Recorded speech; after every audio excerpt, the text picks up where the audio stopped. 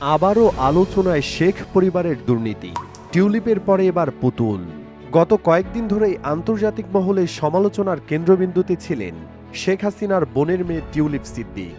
নানা অনিয়ম ও দুর্নীতির দায়ে ব্রিটিশ মন্ত্রিসভা থেকে পদত্যাগ করেন তিনি।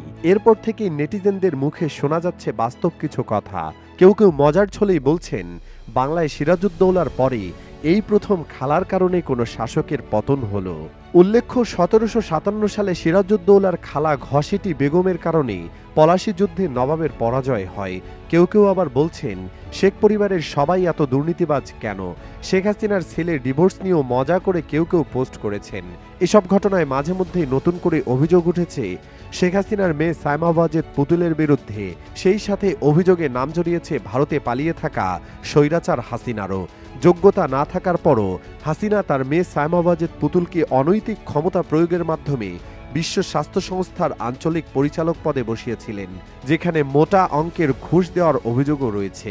দুদকের প্রতিরোধ বিভাগের পরিচালক মোহাম্মদ আক্তার হোসেন জানান, অভিযোগের প্রাথমিক সত্যতা মিলেছে, এখন অনুসন্ধানে নামবে দুদক। এ বিষয়ে সাংবাদিকরা বিস্তারিত জানতে চাইলে তিনি বলেন, অনুসন্ধানের পর বিস্তারিত জানানো হবে। এবারও শেখ হাসিনার মুখ্য সচিব তোফাজ্জল হোসেন মিয়ার বিরুদ্ধে অর্থ পাচার সহ ঘুষ, বাণিজ্য এবং নানা দুর্নীতি ও ক্ষমতার অপব্যবহারের মাধ্যমে কোটি কোটি টাকার সম্পদ অর্জনের তথ্য পেয়েছে দুদক। এ ব্যাপারেও চলছে বিশেষ অনুসন্ধান। সূত্র 24 নিউজ ডেস্ক, ঢাকা।